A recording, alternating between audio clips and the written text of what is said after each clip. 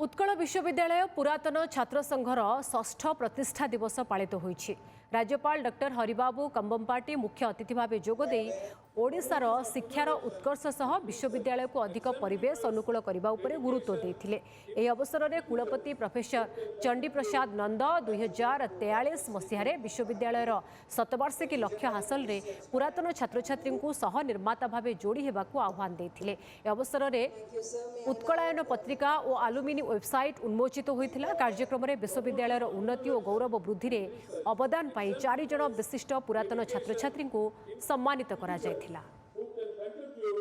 Programme रे आमे मध्य प्रथम थर पई 4 जन विशिष्ट जो माने हमर प्राक्तन विद्यार्थी को मध्य सम्मानित करिथिलु, जेमति डॉक्टर गिरीश मुर्मू, पद्मश्री कुमकुम महांती, डॉक्टर प्रशांत नंद, डॉक्टर उमाचरण महांती। हमारे यूनिवर्सिटी को गोटे भारतीय सर्वभारतीय स्तर रे गोटे बहुत उच्च सोपान को नवापाई मध्य आमर कंट्रीब्यूशन रहिबो बोली मोर आशा विश्वास।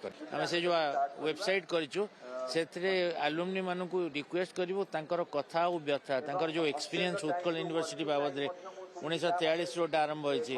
तेणु 50 मसीह 60 मसीह 70 मसीह जो माने थिले तांकर जहा एक्सपीरियंस सेटा केमते आम भीतर को आसीबो एवं से माने क्यू उपाय रे उत्कल यूनिवर्सिटी को गढ़िबारे सहायता करि पारिबे। ए दुईटा कथा रहिबो।